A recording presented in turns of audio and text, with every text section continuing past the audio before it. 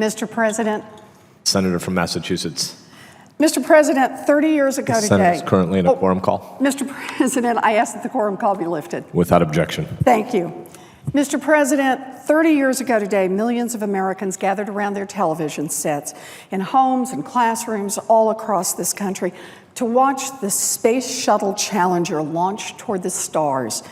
73 seconds later, everything changed. We stared at our television sets, stunned and brokenhearted. Today, on the 30th anniversary of that terrible tragedy, we remember the heroes we lost. Francis Scobie, Michael Smith, Ronald McNair, Ellison Onizuka, Judith Resnick, Gregory Jarvis. And we remember one more hero, the special person so many little boys and girls had tuned in that day to see, the very first U.S. civilian in space, Christa Corrigan McAuliffe. Christa was born in Boston, Massachusetts. She grew up in nearby Framingham. She attended Marion High School and Framingham State University. She married her high school sweetheart, Steve. She had 2 children, Scott and Caroline, and she eventually became a high school social studies teacher in Concord, New Hampshire. In 1984, Ronald Reagan announced that NASA would send its first private citizen into space, and that person would be a teacher.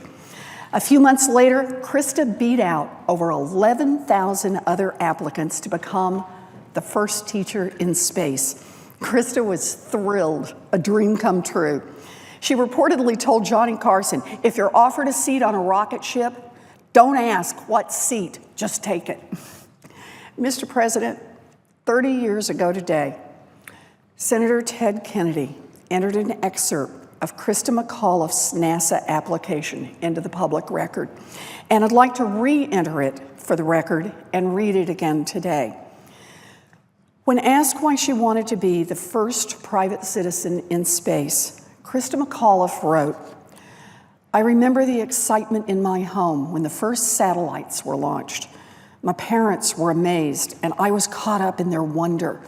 In school, my classes would gather around the TV and try to follow the rocket as it seemed to jump all over the screen. I remember when Alan Shepard made his historic flight, not even in orbit, and I was thrilled.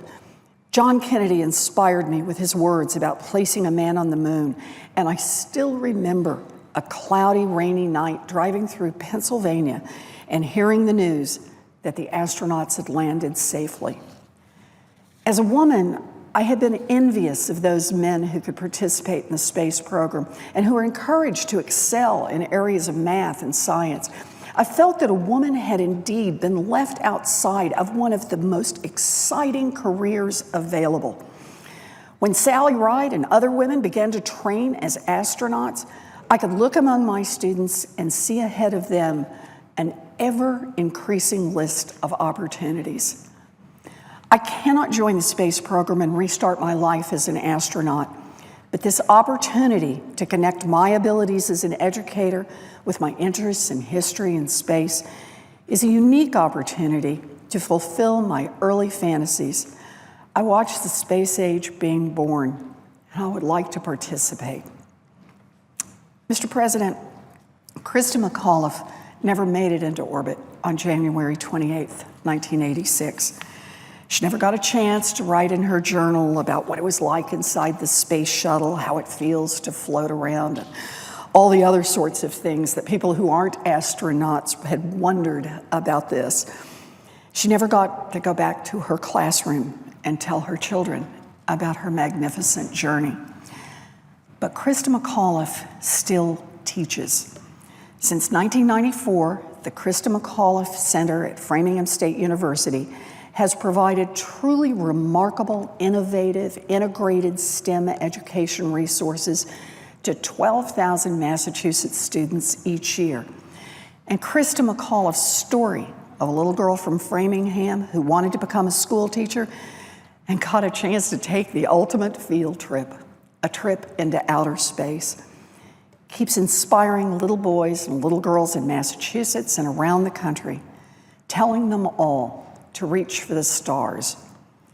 Today we remember Christa McAuliffe and the 6 others we lost in the Space Shuttle Challenger. We remember that day that our country stared at our television sets, stunned and brokenhearted. We honor their memory by continuing, as Krista McAuliffe said, to touch the future, to teach our children and our grandchildren where we've been, where we're going, and why. Thank you, Mr. President. I yield the floor.